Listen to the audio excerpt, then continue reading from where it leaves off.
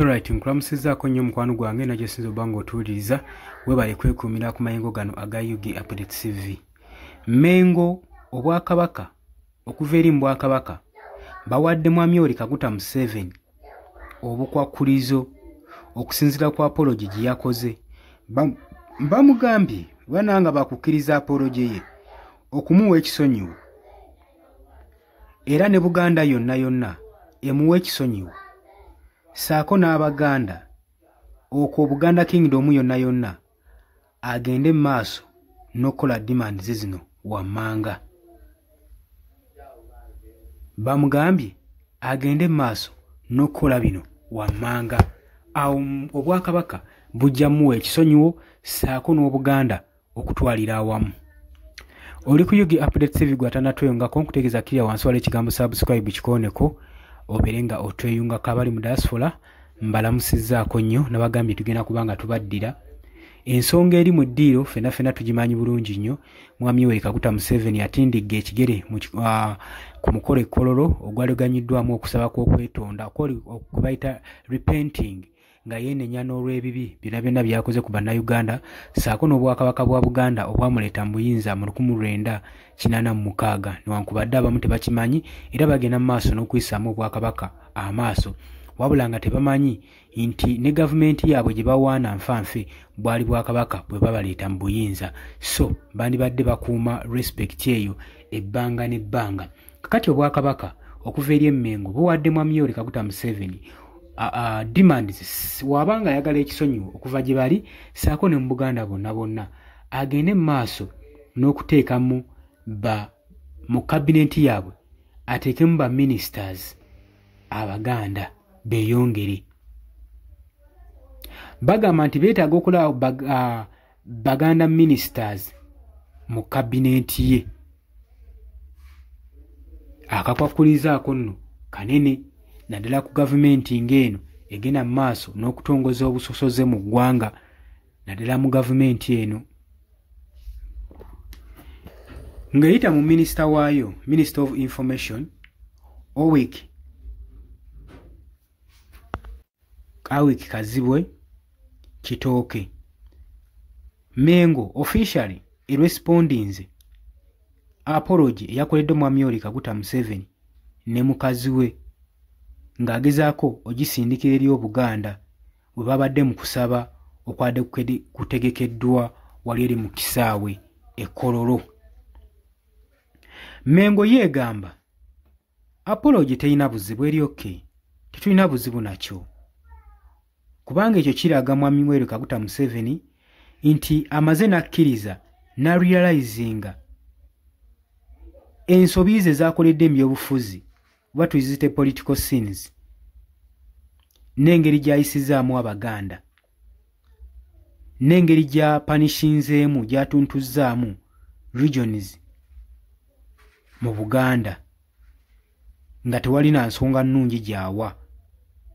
Obwakabaka bwe butwe bugamba kuno nno nga kwotadde ne Kabaka okumala emyaka 4 ate ng'obwakabaka bwe bwaleeta NRM mu lutalo olwaleeta gavumenti ya Mwami Yoweri Kaguta Museveni mu buyinza mu mwaka ogwa 1986. Kazibwe agamba Obuganda bwetegefu okubanga busonyiwa Mwami Yoweri Kaguta Museveni singa ye Yoweri Kaguta Museveni anaalaga nti naali serious ng'agenda mu maaso n'okwongera mu nnamba y'Abaganda mu public positions mu kabinenti. Bamugambye akageri kye kiri nti lino eggwanga lya kusheyaringibwanga keeki buli ekirimu kali kyekyo kyokka kye twetaaga ayongeze omuwendo gw'abaministers Abaganda mu kabinenti ye awajja kuba amaze okubanga yeetondera Obuganda. Era agenda maaso n'okugamba nti Museveni wabanga agamba kusonyiyibwa Museveni alina okuritandinga okukomyawo ebyapa bya Buganda era asasule ne billions Buganda zeemubanja okuva mu bizimbe bye balentinga bye bapangisa ebya Buganda n'ettaka central government byegenda mu maaso n'okubanga ekozesa ng'ate terisasula. Ezo demands wanaazikola Mwami Yoweri Kaguta Museveni Obuganda bujja kuba temuminaako buzibu. Bamugambye asasule azze ebyapa byonna byajja ku Buganda. Asasule ne biliyoni obutitimbe n'obutitimbe bwa ssente bwe bamubanja mu lenti obw'ebizimbe bya Buganda bye bakozesa gavumenti byekozesa. N'ettaka central government lyekozesa nga terisasula. Ebyo wanaabimala bajja kuba tebalina kye bamubanja. Era baagala Obuganda bwagala Museveni ne baministers be basobole okuba nga bassaamu Kabaka ekitiibwa, kubanga kijja kuzzaawo Buganda eyedda n'ekitiibwa kyayo. Kazibwe ayongera maaso ng'agamba Mwami Museveni obumanyifu bwe mu Buganda busobola okuyimusibwa ne buddizibwayo waggulu nga bwe bwali mu 1908 eyo. Bw'anaasalawo okukola bino ebintu ebirungi bye tumugambye era n'alekeraawo okuvvoola Obuganda ne mu ngabana ya keeki, kino nno kiyinza obutaba kituufu olw'ensonga nti Museveni akyayiddwa nnyo abantu bangi naddala omugigi omuto okwetooloola eggwanga yonna. Ate nga w'otunulamu majority esinga mu Uganda y'abavubuka bato, kubanga aludde nnyo mu buyinza, y'ensonga akyayinza obutasonyibwa newankubadde anaaba atuusizza ebyo mu Buganda. Ate agaanye okukomekkereza obuli bw'enguzi, okubonyaabonya abantu, okucunya abantu, agenze mu maaso ne gavumenti ye ng'evvoola eddembe ly'obuntu. Kati ayina ki factors ezimutwetoololako circumstances ezitayinza kubanga zimuweebwa ekisonyiwo naddala bannayuganda.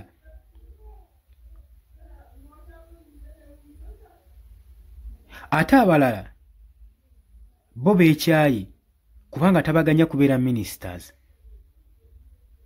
era agenda mu maaso n'okwokipayinga positions ez'amaanyi mu social services, amalwaliro, security services, poliisi,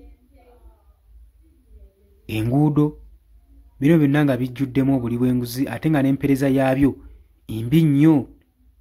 Mu bitundu ebimu ebya Buganda muli Kampala Metropolitan, Mpigi, Wakiso, Mukono ne Kampala yennyini, embeera mbi nnyo. Ekisinga okukwasa ensonyi era ekyewuniikiriza, URA abakolekitinga omusolo bagenda maaso n'okutagetinga bu small businesses. Zino nno si ndowooza za mukutu guno, ndowooza z'abatuuze abawuliriza omukutu guno abateekayo endowooza zaabwe. Egenda maaso n'okutagetinga bu small businesses.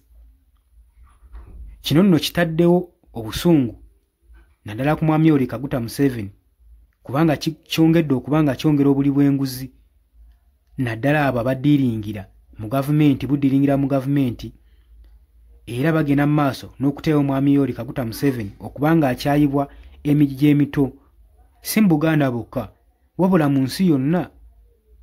Ate ng'ekisinga obukulu Museveni kweremeza mu buyinza kyekisinze nnyo mukyaya, wakuba ekyo ye tannakitegeera. Yandibadde teyeetonda na kwetonda singa yavudde buvi mu buyinza, singa bamuwadde dda ekisonyiwo ku byonna byagenze maaso n'okukola n'okutuusa ku bannayuganda. Abadde pulezidenti emyaka 4 era akyayagala okuba omukulembeze. Ate nga we yafuuka pulezidenti mu 1986 ne bannayuganda kati abalina abazzukulu baali tebannazaalibwa, abamu nga bato kati bakuze, balaba buli kimu ekigenda mu maaso, balaba bwa ignorance gavumenti bweyina. ate nga balaba n'abawagizi babamuwagira ebikolwa ebyakola kati nga ba Andrew Mwenda abagenda maaso n'okubanga bawagira okutokyalinga ba civilian okuwambibwa ne security forces okuchunya bannayuganda. Kagame ebikolwa ng'ebyo bikuliyetinzeewo obukyayi bungi eri Mwami Yoweri Kaguta Museveni, of which ekyokumusonyiwa kyandibuusibwabuusibwa Andes ng'alekulidde bulekulizi Ntebe kyekyokka yeyeewekayuko engeri gy'asobola okufunamu ekisonyiwo mu Buganda saako ne mu Uganda okwetolera wamu. Olowooza otya gwe mukwano gwange? Bangi bavuddeyo okwogera ku nsonga eno era etambudde nnyo ku social media. Bannayuganda bangi bagenda mu maaso n'okuwa opinioni zaabwe okusinziira bye yasabye ekisonyiwo. Olowooza ki Obuganda bugende mu maaso n'okusonyiwa Mwami Yoweri Kaguta Museveni? Golowooza n'atuukiriza ebyo bimusabye?